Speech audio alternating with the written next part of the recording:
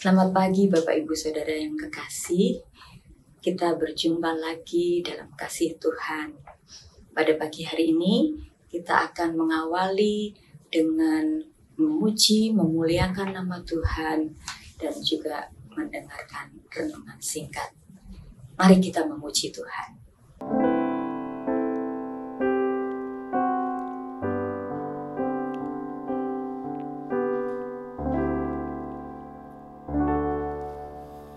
Tuhan adalah kekuatanku,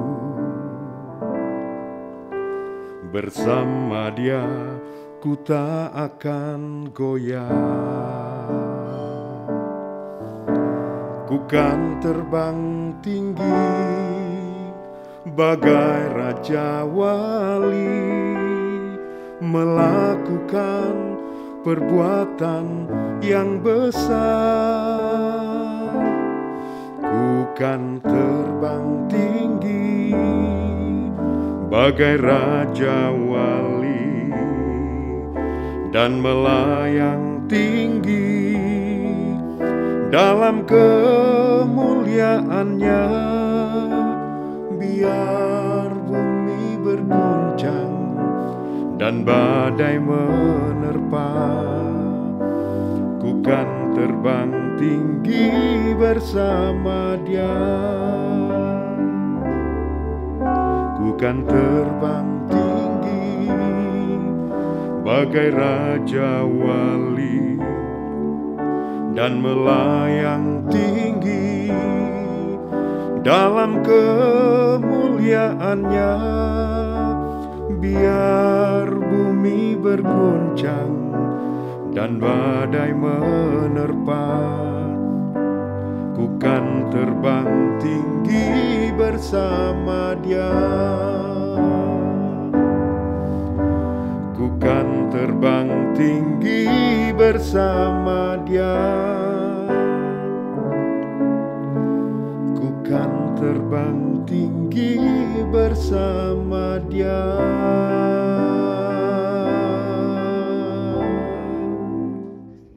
Mari kita berdoa. Bapa di surga, kami mengucap syukur buat istirahat sepanjang malam. Terima kasih buat udara segar pagi ini. Dan sebelum kami mengawali aktivitas kami pada pagi hari ini, kami mau mendengarkan renungan hari ini.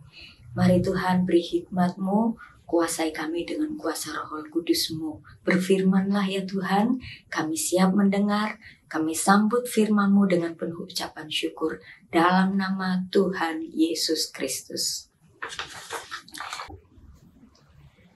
Pagi hari ini kita akan mendengarkan firman Tuhan yang tema besar kita adalah terimalah Roh Kudus, dan subtema pada pagi hari ini adalah janji Yesus setelah kebangkitannya.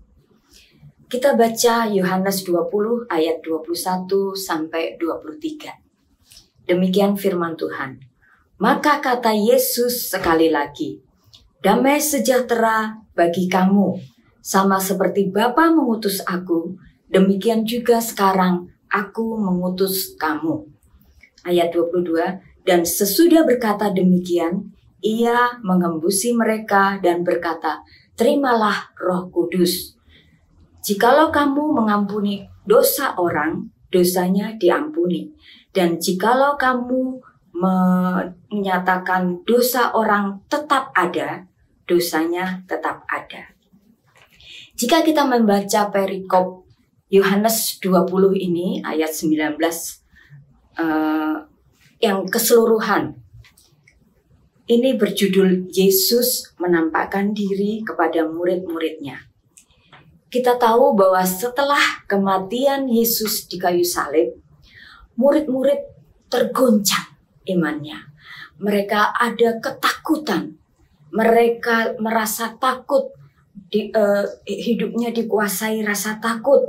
Sehingga pada saat itu mereka ada di suatu tempat dan semua pintu yang ada ditutup rapat dan dikunci karena mereka merasa takut. Nah, Yesus yang sudah bangkit tahu akan keadaan murid-murid. Apa yang dialami murid-murid, Tuhan sangat tahu. Sehingga pada kesempatan saat murid-murid berkumpul, Tuhan Yesus menampakkan diri kepada mereka. Nah, Tuhan tahu bahwa waktunya sudah singkat, sudah sangat dekat. Tuhan akan naik ke surga. Dan Tuhan mempersiapkan murid-muridnya untuk bisa menjadi alatnya untuk memberitakan Injil. Oleh sebab itu, Tuhan mempersiapkan murid-muridnya sehingga dia menampakkan diri kepada murid-murid yang sedang dalam ketakutan. Kalau saya sebagai orang tua, kalau saya mau pergi beberapa hari, maka saya mempersiapkan diri. Saya akan masak, kemudian saya akan masaknya beberapa masakan, lalu sebagian saya masukkan freezer, dan saya akan menyediakan bahan-bahan makanan yang gampang untuk dimasak, diolah oleh anak-anak saya dan juga suami saya.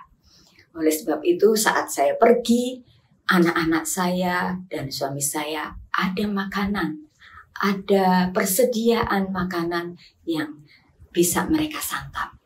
Demikian juga Allah yang maha kasih, Allah yang maha kuasa, yang sangat mengerti, sangat peduli kepada murid-murid atau kepada umatnya. Nah, Tuhan juga mempersiapkan diri kepada murid-muridnya saat Tuhan akan naik ke surga. Setelah kematiannya dan dia bangkit, maka dia menampakkan diri kepada murid-muridnya. Yang pertama-tama adalah Tuhan memberikan damai sejahtera. Ayat yang ke-21 mengatakan, kata Yesus sekali lagi, damai sejahtera bagi kamu. Nah, damai sejahtera ini meruntuhkan rasa takut, membangkitkan semangat kepada murid-murid. Tuhan memulihkan murid-muridnya supaya tidak ada di dalam ketakutan, supaya ketakutan itu lenyap, digantikan dengan semangat yang baru. Yang kedua, Tuhan memulihkan sukacita kepada murid-muridnya.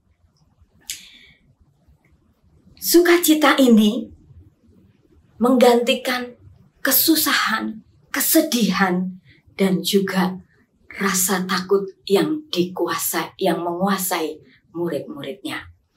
Sehingga Tuhan memberikan sukacita yang luar biasa di dalam hati murid-muridnya. Lebih jelasnya, mungkin Bapak Ibu Saudara bisa membaca Yohanes 20 secara keseluruhan. Di situ begitu murid-murid melihat Tuhan Yesus datang, mereka bersukacita. Sukacita itu bukan sekedar sukacita di dunia ini, tetapi sukacita yang berlimpah-limpah, sukacita yang luar biasa, sukacita yang betul-betul melenyapkan kesedihan mereka, melenyapkan ketakutan mereka. Bahkan damai sejahtera itu juga memberi semangat kepada mereka. Nah, yang ketiga, Tuhan memberikan Roh Kudus. Roh Kudus ini yang membangkitkan keberanian bagi murid-muridnya untuk memberitakan kebenaran, memberitakan Injil. Kita tahu bahwa murid-murid Tuhan Yesus adalah saksi yang hidup bagaimana dia melihat Tuhan Yesus disiksa, Tuhan Yesus disalibkan sehingga dia mati di atas kayu salib, dia dikubur, tetapi bukan hanya dia mati, tetapi dia bangkit.